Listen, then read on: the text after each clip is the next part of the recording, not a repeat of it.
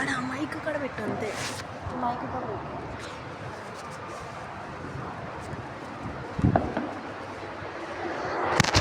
దేవుని స్తోత్రములు. ఆంటీకి ప్రైజ్ లార్డ్, అందరికీ కూడా ప్రైజ్ లార్డ్. దేవుని మహాకృపను బట్టి నేనైతే చాలా రోజుల నుండి నా సాక్ష్యం ఎవరికైనా చెప్పాలి, మందిరంలో ఒక్కసారైనా నాకు అవకాశం రావాలని నేను చాలాసార్లు ప్రార్థన చేసుకున్నాను. నేను సంవత్సరం నుండి ప్రార్థన చేసుకుంటున్నాను దేవుని మందిరంలో ఒక్కసారైనా నా సాక్ష్యం పంచుకోవాలని. కానీ దేవుని మహాకృపను బట్టి ఇంత త్వరగా దేవుడు నాకు అవకాశం ఇస్తాడని అనుకోలేదు. నా జీవితంలో దేవుడు.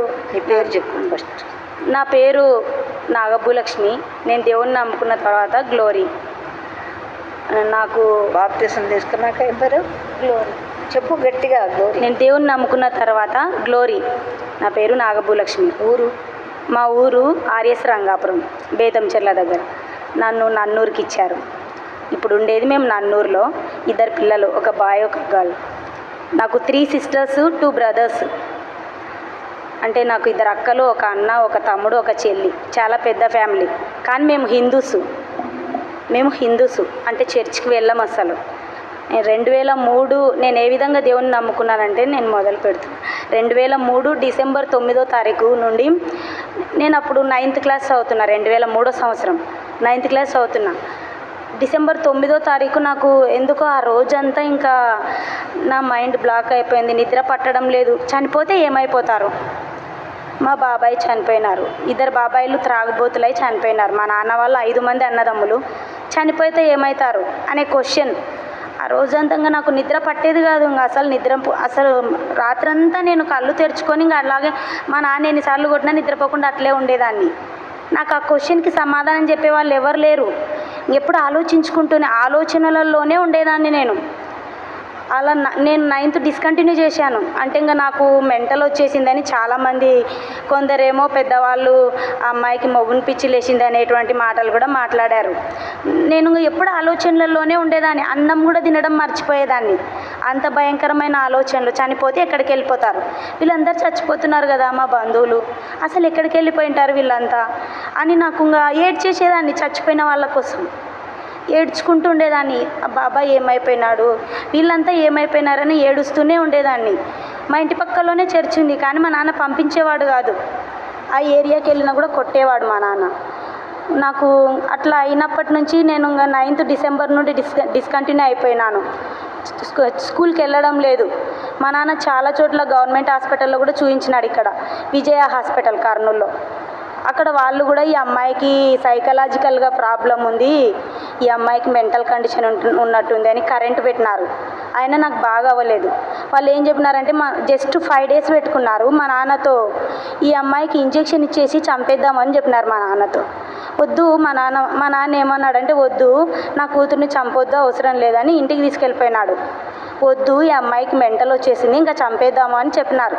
ఇక్కడ విజయ హాస్పిటల్. డిసెంబర్ నెలలో జాయిన్ అయ్యాను. నేను డిసెంబర్ 10వ తారీఖు ఏమో జాయిన్ అయ్యాను. 105 నా నంబర్, చూడండి కావాలంటే. కాబట్టి అక్కడ చెప్పినారు. అలా చెప్తే మా నాన్న వెంటనే ఇంకా డిశ్చార్జ్ చేయించుకొని ఇంటికి తీసుకెళ్ళిపోయినాడు. అయినా ఎక్కడ చూపించినా బాగా అవ్వలేదు. మళ్ళీ నంద్యాల దగ్గర గాజులపల్లె కూడా తీసుకెళ్ళినాడు. అక్కడ వాళ్ళు ఏం చెప్పినారు, ఒక మాంత్రికుని దగ్గర తీసుకెళ్ళినాడు మా నాన్న. ఈమెకి ఎక్కడ చూపించినా బాగా అవ్వడం లేదు, రాత్రంతా మేల్కుంటుంది, అన్నం తినడం లేదు, అసలు ఏమైపోతుందో నా కూతురు అని నేను అన్నం తినకుండా నేను ఎప్పుడు ఆలోచించుకుంటుంటే మా నాన్న పగ్గాలతో కూడా కొట్టేవాడు. మాకు ఎద్దులు ఉన్నాయి, పగ్గాలు, పెద్ద పెద్ద మోకులు ఉంటాయి, అవి మీరు విన్నారో లేదో, దానిలతో కొట్టేవాడు మా నాన్న కట్టేసి. ఎప్పుడు ఏడ్చుకుంటుంటావు, ఆలోచించుకుంటుంటావు, రాత్రంతా నిద్రపోవు, అన్నం తినడం మర్చిపోతావు అని మా నాన్న నన్ను భయంకరంగా కొట్టేవాడు. కొందరేమో ఆ మాట అనేవాళ్ళు నన్ను, ఈ అమ్మాయికి మొగుని పిచ్చి పట్టిందేమో అని. ఆ మాట మాట్లాడేవాళ్ళు చాలామంది. కొందరు మేమంటే పడని వాళ్ళు, అలాంటి వాళ్ళు. మా నాన్న గాజులపల్లెకి తీసుకెళ్ళినాడు. ఆయన ఏమన్నాడంటే ఈ అమ్మాయికి 8వ తరగతి వరకే చదివే అవకాశం ఉంది, అనవసరంగా 9వ తరగతి కూడా చదివించినారు. ఈ అమ్మాయి జ్యోతిష్యంలో 8 వరకే చదువు ఉంది, ఎందుకు చదివించినారు, చాలా హై లెవెల్గా ఆలోచిస్తుంది అని ఏదో పెద్ద కలర్స్ దారాలు, చాలా దారాలు వేసి ఒక ఏమంటారు అది తాయెత్తేసినారు. అయినా నో చేంజ్, ఏం మార్పు లేదు. అట్లనే ఉంది. నాకు నిద్ర రావడం లేదు, అదే ఆలోచనలు అలానే ఉన్నాను. ఒకరోజు ఇంకా మా నాన్న అట్లనే కొట్టుకుంటూ అట్లనే ఉన్నాడు. తర్వాత 2004 నేను మార్చి నెల వరకు అట్లనే బాధపడుతున్నారు, నన్ను కొడుతున్నారు, కొంచెం ఎక్కువ మాట్లాడినా కొడుతున్నారు. పదే మా నాన్న కొట్టడమే భయంకరంగా కొట్టేవాడు. ఏమైపోయింది అసలు, నువ్వెందుకు అట్లా చేస్తున్నావు అని. ఇంకా మార్చి నెలలో 2004 ఒకసారి మా పక్కింట్లోనే చర్చ్ ఉందని చెప్పినా కదా, పాట వినపడింది అంతే. ఇంకా నేను పరిగెత్తుకుంటూ వెళ్ళిన, అమ్మో ఈమె ఎక్కడికి వెళ్ళిపోతుందని మా అమ్మ వాళ్ళు కూడా వెంట వచ్చినారు నాతో. ఆ రోజు నా పరిస్థితి చుట్టుపక్కల అందరికీ తెలుస్తుంది కదా, అప్పుడే ఆ ప్రాబ్లంను బట్టి మన ఏరియాలో తెలుస్తుంది కదా, ఎవరికైనా సంథింగ్ ప్రాబ్లం వచ్చింది, హెల్త్ బాగాలేదంటే. అలాగా చర్చి వాళ్ళకు కూడా తెలుసు. నా కొరకు ప్రత్యేకంగా ఏసు రక్తం వేసి కళ్ళల్లో ప్రార్థన చేసినారు.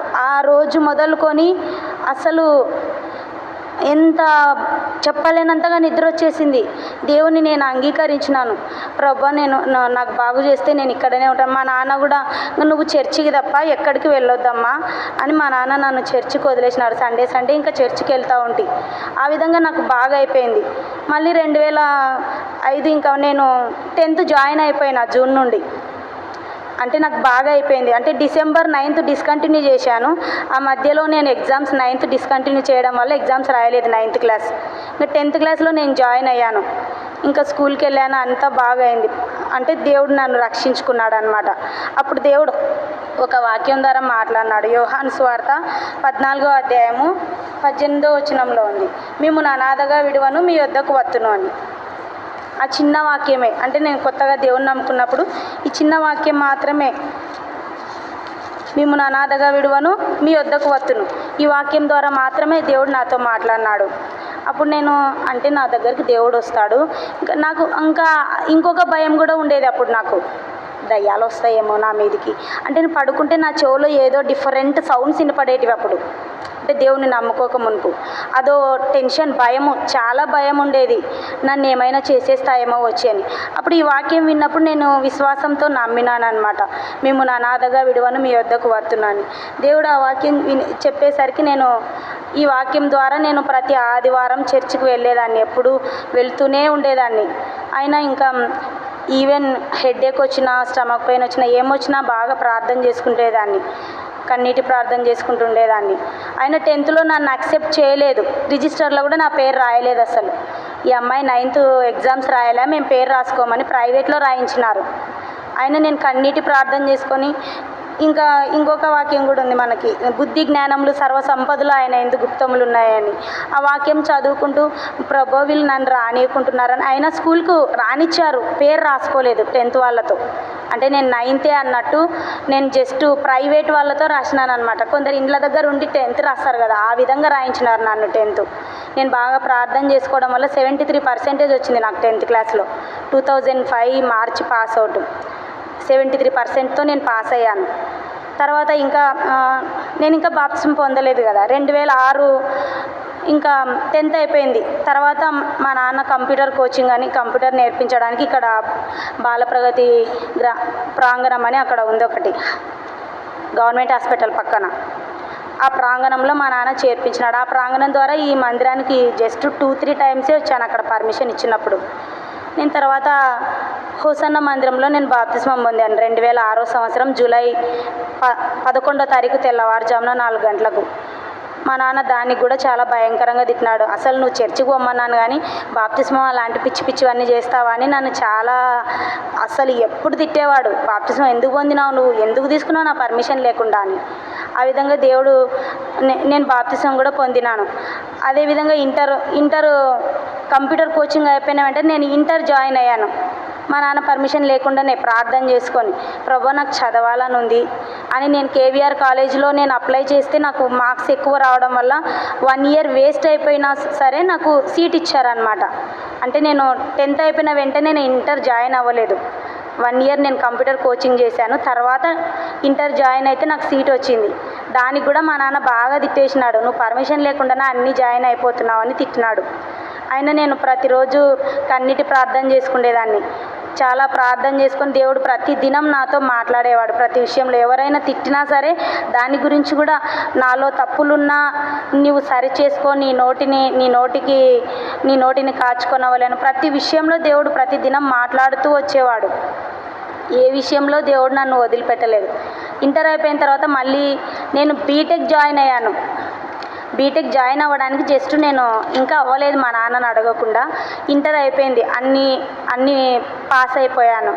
తర్వాత మా నాన్న చదివించనని చెప్పినాడు, కానీ నేను చేస్తాను చదువుతానని చెప్పిన. ఎంసెట్ రాశాను. మా నాన్న నేను నెక్స్ట్ స్టడీ కంటిన్యూ చేయాలని నేను 3 రోజులు అన్నం తినకుండా నేను ప్రార్థన చేసినాను. మా నాన్న నన్ను కొట్టి ఈమె మారేటట్లేదు, అన్నం తినకుండా చనిపోతుందేమో అని మళ్ళీ నన్ను బీటెక్ జాయిన్ చేశాడు. కానీ బీటెక్ కర్నూలులో సీట్ ఇస్తామని చెప్పి వాళ్ళు చాలా దూరం, హైదరాబాద్ దాటి నిజామాబాద్, చాలా దూరం. హైదరాబాద్కి 5 hours, హైదరాబాద్ నుండి నిజామాబాద్ 5 hours. అక్కడ బీటెక్ చేశాను నేను. అక్కడ కూడా దేవుడు ఎన్నో విషయాల్లో, అసలు మనం ఇప్పుడు నైట్ ఎక్కామంటే రేపు మార్నింగ్ 10కి దిగుతాం నిజామాబాద్కి ట్రైన్కి. అంత దూరం వెళ్ళి నేను బీటెక్ చేశాను. ప్రతి ఆదివారం నేను చర్చ్కి వెళ్ళేదాన్ని. నేను అప్పుడు అంటే పెళ్ళికి ముందు నేను హోసన్న మందిరం వెళ్ళేదాన్ని. ప్రతి ఆదివారం నేను వెళ్ళేదాన్ని. దేవుడు నాతో మాట్లాడేవాడు. కానీ నాకు ఒక వాక్యం అర్థమయ్యేది కాదు. పొద్దున వాక్యం చెప్పారు, నీ భారం యెహోవా మీద ఉంచుము, ఆయన నీ భారాన్ని అంతా ఆయన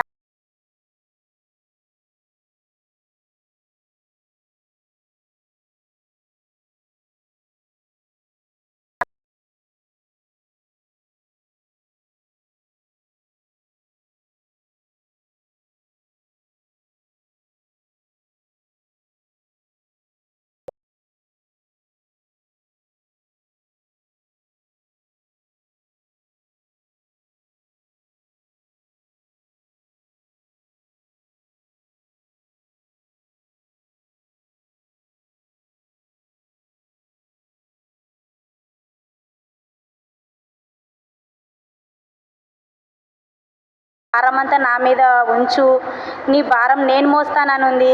ఈ వాక్యం ఏంటి అర్థం కాకుండా ఉంది. నేను ఎప్పుడు క్వశ్చన్స్ వేసుకున్నా, మైండ్లోనే నేను క్వశ్చన్స్ వేసుకునేదాన్ని. కానీ దేవుడే నాకు సమాధానం చెప్పాడు. మోకరించినప్పుడు నేను ఎంత ఎక్కువ మోకరించి ప్రార్థన చేసుకుంటే దేవుడు మన బరువు అంతగా మోస్తాడనమాట.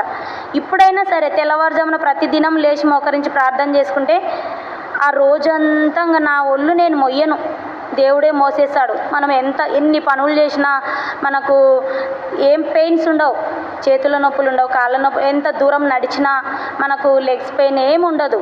అంటే మనం ఎక్కువగా మోకరించినప్పుడు దేవుడు మనలో నివసిస్తాడు.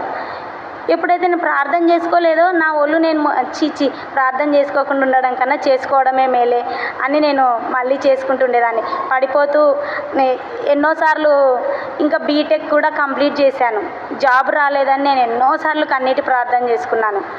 దేవుడు ఆ విషయంలో కూడా దేవుడు నాతో మాట్లాడినాడు. చాలాసార్లు దేవుడు నాతో మాట్లాడినాడు. మా ఇంట్లో వాళ్ళు, మా నాన్న, చాలామంది మా బంధువులతో సహా అసలు నీకు జాబ్ రాదని నన్ను ఎన్నోసార్లు తిట్టినారు. అప్పుడు నేను ఎన్నోసార్లు కన్నీటి ప్రార్థన చేసుకున్నా. దేవుడు ఒక వాక్యం నాకు తెలియజేసినాడు. యెషయా గ్రంథము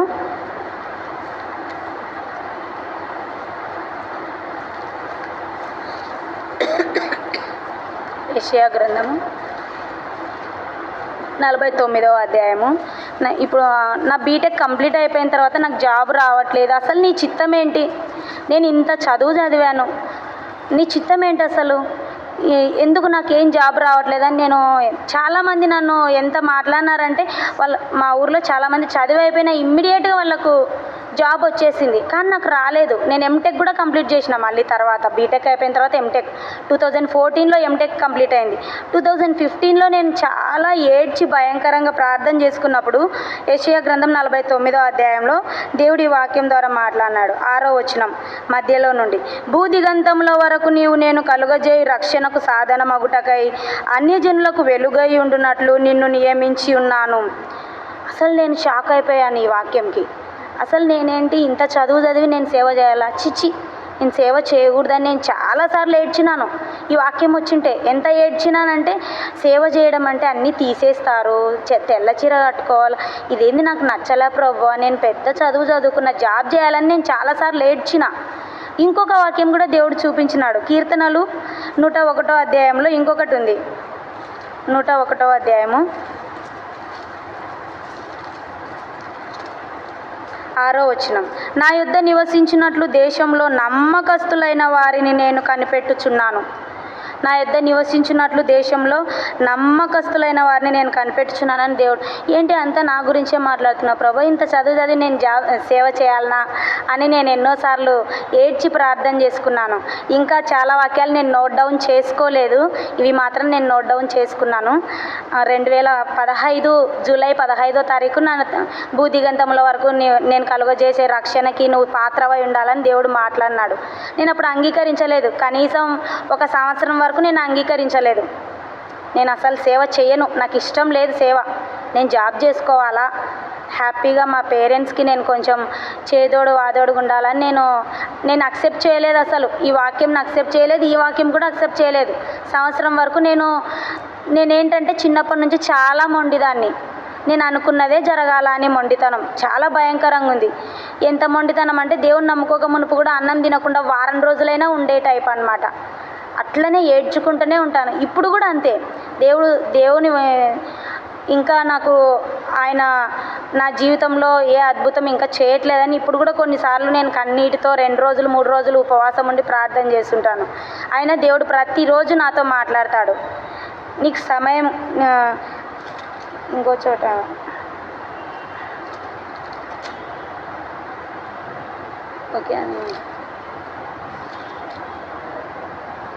ఓకే అది నేను నోట్ డౌన్ చేసుకోలేదు.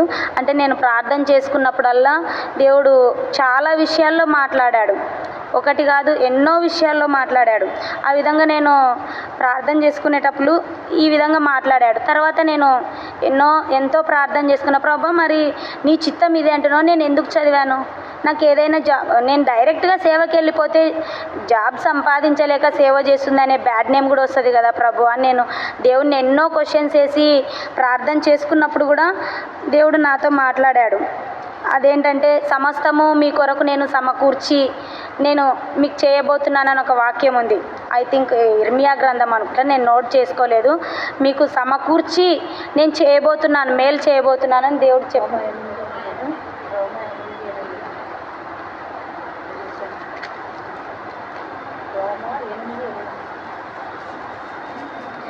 రోమా 8:28 దేవుని ప్రేమించు వారికి అనగా ఆయన సంకల్పం చొప్పున పిలువబడిన వారికి మేలు కలుగుటకై సమస్తమును సమకూడి జరుగుచున్నవని ఎరుగుదుము.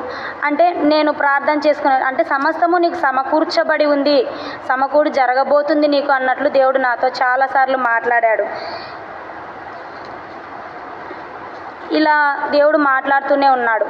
తర్వాత నాకు ఇంకా మా అమ్మ వాళ్ళు మ్యారేజ్ గురించి కూడా నువ్వు దేవుని నమ్ముకున్నాను అంటున్నావు, క్రిస్టియన్స్ ఎవరు దొరకడం లేదు, హిందూస్కే ఇస్తామని చాలాసార్లు నా గురించి అరిచినారనమాట. నేను చాలా కన్నీటి ప్రార్థన చేసుకున్న ప్రభువా, హిందూస్ని చేసుకుంటే మళ్ళీ నేను విగ్రహారాధన చేయాల్సి వస్తుందని నేను మ్యారేజ్ గురించి కూడా ఎంతో ప్రార్థన చేసుకున్నప్పుడు కూడా దేవుని చిత్తమును బట్టి క్రిస్టియన్స్నే నేను మ్యారేజ్ చేసుకున్నాను. ఆ తర్వాత నాకు ఫస్ట్ 6 months నేను జాబ్ చేశాను, ఏం ప్రాబ్లం లేదు. నాకు ప్రెగ్నెన్సీ వచ్చింది, అప్పుడు అబార్షన్ అయిపోయింది. నేను ఇక్కడ కర్నూలు డిగ్రీ కాలేజీలో జాబ్ చేస్తుంటే మ్యారేజ్ అయిన కొత్తలో ప్రెగ్నెన్సీగా ఉండి నేను కంప్లీట్గా 8:30 నుండి 1:30 వరకు నేను కంప్లీట్గా టీచింగ్, డిగ్రీ పిల్లలకి computer teaching, computer subject teaching చేసేసరికి నాకు భయంకరంగా నడుములు అట్లే ఇంకా ఇలా నడవలేని ఇట్లా నడుస్తుంది. పెళ్ళైన కొత్తలో 2019 సంవత్సరం జనవరి నుండి ఆగస్టు వరకు నేను జాబ్ చేశాను కర్నూలు డిగ్రీ కాలేజీలో. అప్పుడు ప్రెగ్నెన్సీ వచ్చి చేసేసరికి చాలా భయంకరంగా నా నడుములు అట్లే ఇంకా పడిపోయినాయి.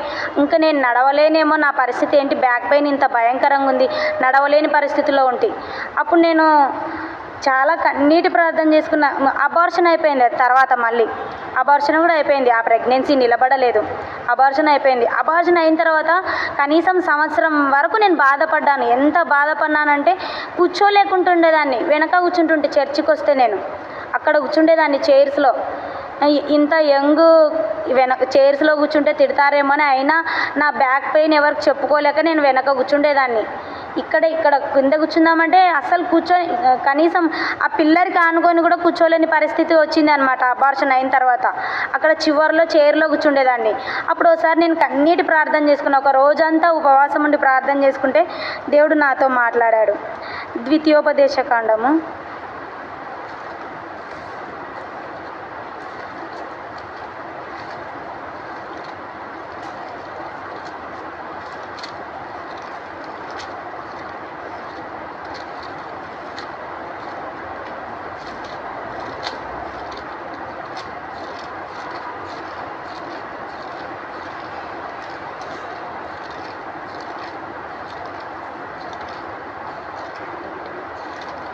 ద్వితీయోపదేశ కాండము 7వ అధ్యాయము 15వ వచనము. ద్వితీయోపదేశ కాండము 7వ అధ్యాయము 15th వర్స్. యెహోవా నీ యొద్ద నుండి సర్వ రోగములను తొలగించి నీవెరిగి ఉన్న ఐగుప్తులోని కఠినమైన క్షయవ్యాధులన్నిటినీ నీకు దూరపరిచి, అంటే సర్వ రోగములను, అంటే నా రోగం గురించి దేవుడు మాట్లాడినాడు అనమాట. అంటే నాకు బ్యాక్ పెయిన్ భయంకరంగా ఉన్నప్పుడు నేను అసలు 1 గంట సేపు ఏడ్చి ప్రార్థన చేసిన. మా ఇంటికి వెళ్ళిపోయినా. ఇక్కడ ఏంటంటే నేను బ్యాక్ పెయిన్తో ఉంటే మా అత్త, మా ఆడపడుచులు, మీ ఊరికి వెళ్ళిపో, నీకు ఎప్పుడు బ్యాక్ పెయిన్ తగ్గిపోతుందో అప్పుడు రా ఇక్కడికి అని వాళ్ళు చాలా సీరియస్గా మాట్లాడినారు. మా ఆయన ఒక్క మాట కూడా ఎదురు మాట్లాడాడు వాళ్ళకి. అంత అసలు వెళ్ళిపో, నువ్వు మీ ఊరికి, ఇక్కడ ఉండొద్దు, పని చేయలేనప్పుడు ఇక్కడ ఎందుకు నువ్వు అని మా అత్త అందరూ పంపించేసినారు మా ఊరికి. మా అమ్మ వాళ్ళు వచ్చి తీసుకెళ్ళిపోయినారు. నేను 3 నెలలు ఉన్నాను. అప్పుడు 2020 ఫిబ్రవరి 13వ తారీఖు. 2019 నాకు అబార్షన్ అయింది, సెప్టెంబర్ 24th. అప్పటి నుండి నేను ఈ టైం వరకు కూడా నాకు బాధపడుతూనే ఉన్నాను. మా ఊరికి వెళ్ళిపోయినాను. మా ఊరికి వెళ్ళిపోయి ఆ రోజు మా అమ్మ వాళ్ళంతా ఇప్పటికీ పొలానికి వెళ్తారు.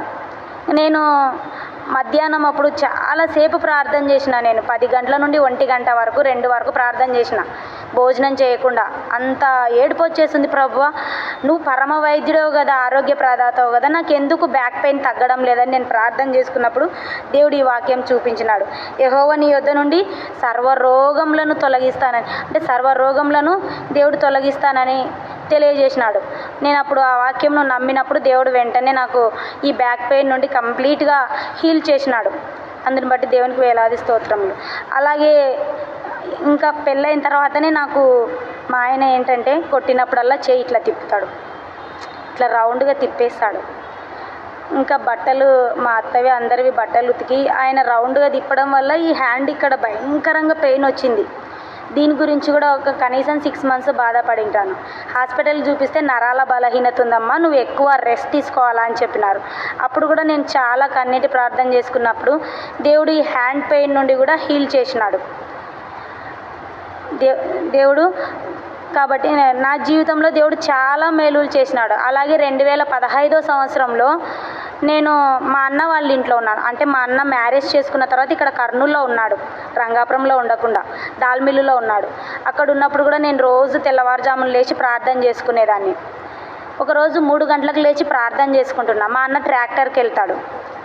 మా అన్న కనపడినాడు, అంటే బయలుదేరుతున్నాడు అప్పుడు ట్రాక్టర్కి. వెంటనే ఎందుకో మీ అన్న కొరకు ప్రార్థన చేయని దేవుడు ప్రేరేపించినప్పుడు నేను ప్రార్థన చేసిన మా అన్న కొరకు. ప్రభు, మా అన్న డ్రైవింగ్ అంతట్లో తోడయిండు, ఆయన డ్రైవింగ్లో ఎక్కడ ఎలాంటి ప్రమాదం కలగకుండా తోడయిండు అని నేను చాలా కన్నీటి ప్రార్థన చేసిన. ఎగ్జాక్ట్గా 1 hour కల్లా మా అన్న రిటర్న్ వచ్చేసినాడు ట్రాక్టర్కి వెళ్ళి. ఇంజన్ దగ్గర భయంకరంగా కాలి చెప్పు కూడా కాలిపోయిందంట, కానీ ఆయనకి ఏ గాయం కలగలేదన్నమాట. అంటే ఆ రోజు నేను ప్రార్థన చేసిన 3 గంటలకు 4, 5 ఆ టైంకంతా రిటర్న్ వచ్చేసినాడు. ఇంజన్ అంతా కాలిపోయింది, నా చెప్పు కూడా కాలింది, నా కాలుకు మాత్రం ఏం దెబ్బ తగలలేదు అని చెప్పినాడు. అంటే దేవుడు నన్ను ప్రార్థించమని దేవుడు ప్రేరేపించినాడు. ఇమ్మీడియట్గా ఆయనకు తోడై ఉన్నాడు. మా అన్న కూడా దేవుని నమ్ముకోలేదు, ఇంకా మా నాన్న దేవుని నమ్ముకోలేదు, మా పెద్దక్క వాళ్ళు దేవుని నమ్ముకోలేదు, మిగిలిన వాళ్ళంతా దేవుని నమ్ముకున్నారు. కాబట్టి నేను ప్రార్థన చేయంగానే మా అన్నకి దేవుడు తోడై ఉండి ఆ గాయం అనేది తగలకుండా చెప్పు వరకు మాత్రమే కాలిపోయింది అనమాట. అలాగే నా ఫ్రెండు, నేను మ్యారేజ్కి ముందు నేను మా ఫ్రెండ్కి అమ్మ నాన్న ఇద్దరు చనిపోయినారు. ఆ అమ్మాయి ఏం చదువుకోలేదు, ఇంటి పక్కల ఫ్రెండ్, చెల్లెలు అవుతుంది. ఆ అమ్మాయికి మ్యారేజ్ అవ్వలేదు. వాళ్ళ అన్న వదిన వాళ్ళు అందరూ చాలా బాధ పెట్టేవాళ్ళు. అమ్మాయి కొరకు నేను ఎన్నోసార్లు కన్నీటి ప్రార్థన చేస్తే నాకు తెలియకుండానే అమ్మాయికి మ్యారేజ్ అయిపోయింది. దేవుడు కూడా, అంటే నేను ప్రార్థన చేస్తుంటే దేవుడు ఎన్నో కార్యాలు చేసినాడు, ఒకటి కాదు చాలా కార్యాలు. నేను ప్రార్థన చేయంగానే ఇంకా నాకు తెలియకుండానే మ్యారేజ్ అయిపోయింది. నేను తర్వాత మా అమ్మ వాళ్ళు తర్వాత చెప్పినారు అమ్మాయికి మ్యారేజ్ అయిపోయింది అని. ఇప్పుడు కూడా అమ్మాయి నాకు టచ్లోనే ఉంటుంది. ఆ విధంగా అంటే తల్లిదండ్రులు లేని వారి కోసం ప్రార్థించాలి అని దేవుడు తెలియజేసినప్పుడు ఈ వాక్యం దేవుడు ఎన్నోసార్లు తెలియజేసినాడు నాకైతే. తిమోతి పత్రిక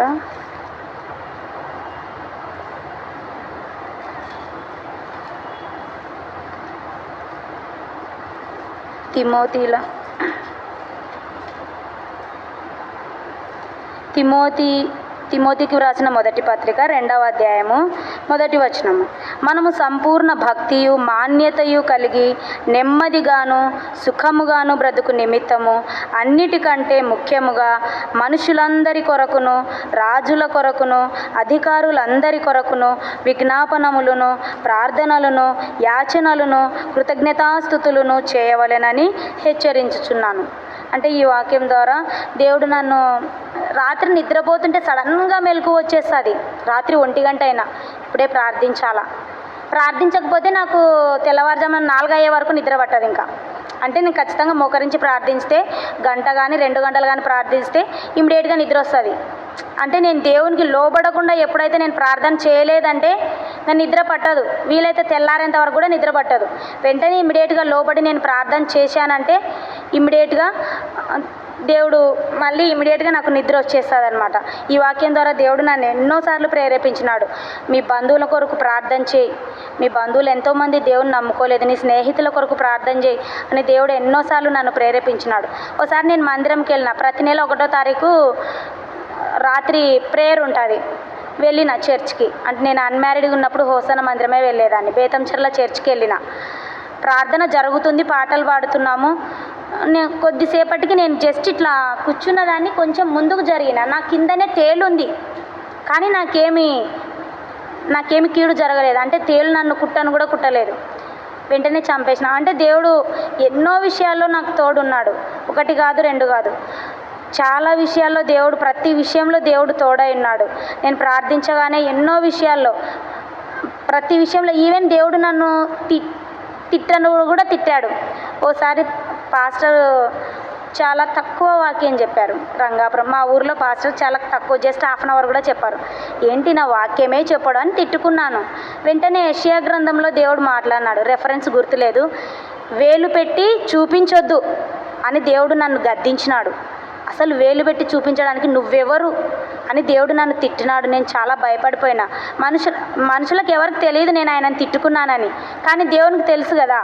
ఇమ్మీడియట్గా డైలీ పోర్షన్లో నేను చదువుతుంటే వేలు పెట్టి చూపించే అధికారం నీకేముంది అన్నట్లు వెంటనే యెషయా గ్రంథంలో దేవుడు మాట్లాడినాడు నాతో. అంటే ప్రతి విషయంలో, ఇంకా ఈ విధంగా ప్రతి విషయంలో దేవుడు నాతో మాట్లాడాడు.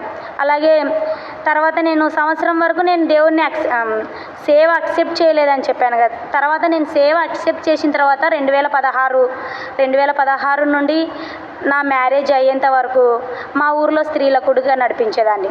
మా ఊర్లో 3 చర్చెస్ ఉంటాయి. ఒక చర్చిలో పాస్టర్ అమ్మ పిలిచేది, ఆ చర్చికి వెళ్ళి నేను స్త్రీల కుడిగా నడిపించేదాన్ని. ఎందుకంటే దేవుని సేవకు అప్పుడు యాక్సెప్ట్ చేశాను అనమాట. అంటే లోబడ్డాను, దేవుని మాటకు లోబడ్డాను. కాబట్టి ఆమె పిలిచినప్పుడల్లా నేను దేవుని వాక్యాన్ని పంచుకునేదాన్ని, నా సాక్ష్యం పంచుకునేదాన్ని, దేవుని వాక్యాన్ని పంచుకునేదాన్ని. ఈ విధంగా అలాగే మొన్న కూడా నాలో క్రమశిక్షణ ఇప్పటికీ కొంచెం తక్కువే. చెప్పినా కదా నేను చాలా కోపిష్టిదాన్ని అని.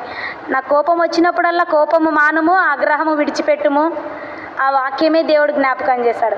నేను చాలా కోపిష్టిదాన్ని. ఎంత కోపిష్టిదాన్ని అంటే చాలా. కోపం మానుము, ఆగ్రహం విడిచిపెట్టుము, ఇమ్మీడియట్గా ఆ వాక్యం దేవుడు జ్ఞాపకం చేసేసాడు. కోపపడకము, పాపం చేయకము అని దేవుడు జ్ఞాపకం చేశాడు. ఈ విధంగా దేవుడు నా జీవితంలో చాలా మేలులు చేశాడు. ఇంకా ఆయన సేవ చేయడానికి కూడా ద్వారములు తెరిచేటట్లు. అలాగే నేను డిఎస్సి టీచర్ పోస్ట్ ఎగ్జామ్ రాస్తున్నాను, దాని కొరకు కూడా ప్రార్థించండి. ఎందుకంటే మాకు ఉపాధి ఏమీ లేదు. మా ఆయనకు భయంకరంగా ఆయాసం వస్తుంటుంది 2 రోజులకు ఒకసారి.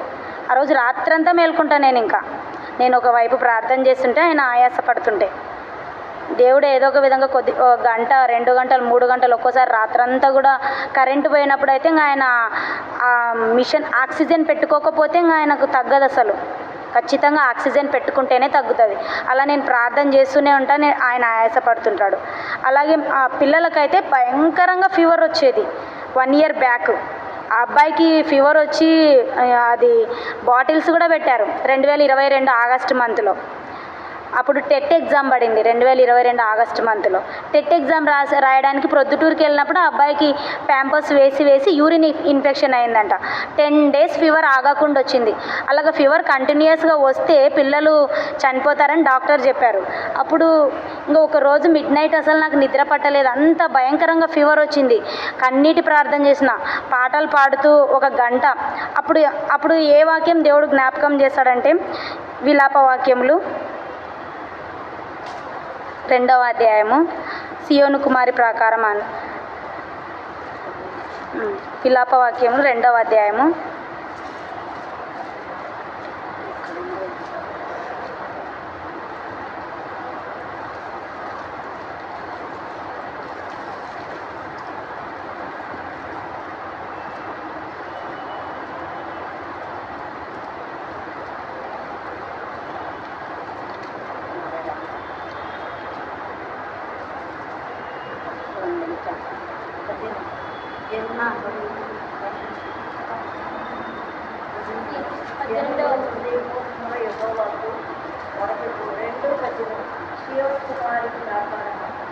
నదీ ప్రవాహం వలె దివారాంతం కన్నీరు పాత్రగా విరామం కలగనే కంటిపోకనే విశ్రమించనే లేచి రేయి మొదలు జామున మళ్ళీ నీళ్లు కుమ్మరించినట్లు ప్రభు సన్నిధిని హృదయం కుమ్మరించు.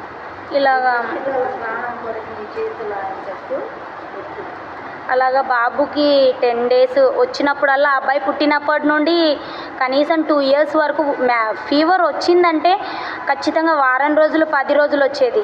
అలాగ ఒక రోజు రాత్రి భయంకరంగా ఏడ్చి కన్నీటితో ప్రార్థన చేసిన, ప్రభు నీ వాగ్దానం ఇచ్చావు కదా, సియోని కుమారి ప్రాకారమా నదీ ప్రవాహం వల్లే నీ కన్నీటిని పారనిమ్ము అని వాగ్దానం ఇచ్చావు కదా, నీ పసిపిల్లల ప్రాణం కొరకు ప్రార్థన చేయమని వాగ్దానం ఇచ్చావు కదా, నేను ప్రార్థన చేస్తున్నా, ఈ అబ్బాయికి ఫీవర్ రాకూడదు, హీల్ చేయి, ఈ ఫీవర్ నుండి విడుదల దయచేయమని ప్రార్థన చేసినప్పుడు ఇప్పుడు 1 ఇయర్ అవుతుంది, ఆ అబ్బాయికి ఫీవర్ రాలేదు. నేను ఎప్పుడైతే మోకరించి అర్ధరాత్రి ప్రార్థన చేసినానో అప్పటి నుండి అబ్బాయికి ఫీవర్ రాలేదు.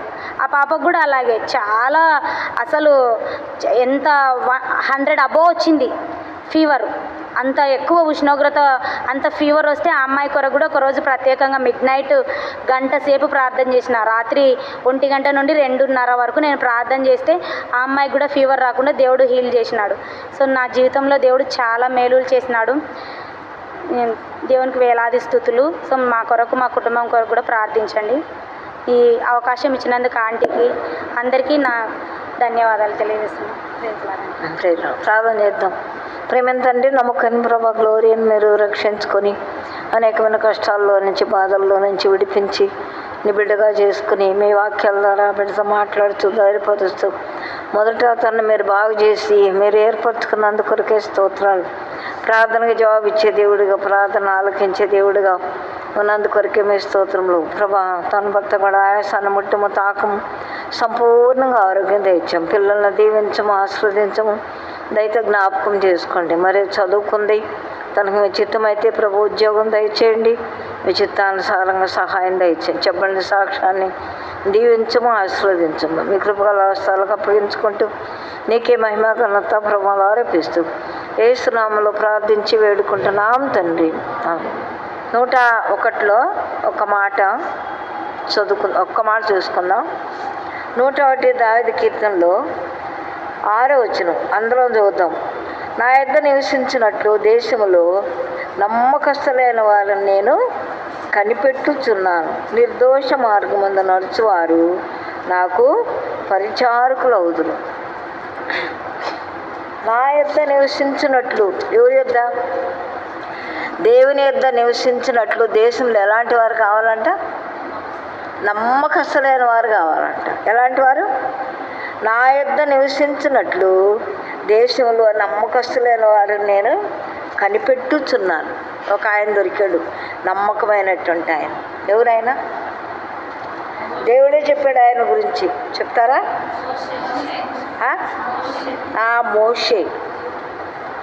మోషే మిక్కిలి సాత్వికుడు. నా ఇల్లంతట్లో ఎలాంటి వాడు? నమ్మకమైన వాడు, మిక్కిలి సాత్వికుడు. మత్తయి సువార్త 5వ అధ్యాయంలో ఉంది, ధన్యతల్లో సాత్వికులు ధన్యులు, వారు భూలోకములో స్వతంత్రించుకుందరు. కనుక మిక్కిలి సాత్వికుడు. సాత్వికుడు అనడం వేరు, మిక్కిలి సాత్వికుడు అనడం కూడా వేరు. మిక్కిలి సాత్వికుడు, మిక్కిలి అంటే దానికి ఎంతో అర్థం ఉంది. మామూలుగా సాత్వికుడు అంటే అది వేరు, కానీ మిక్కిలి సాత్వికుడు. తర్వాత నా ఇల్లంతట్లో ఎలాంటి వాడు? నమ్మకమైన వాడు. దేవుని యొద్ద నివసించాలంటే మనం కూడా దేవుని బిడ్డగా ఉండాలంటే ఎలాంటి వారంగా ఉండాలి మనం?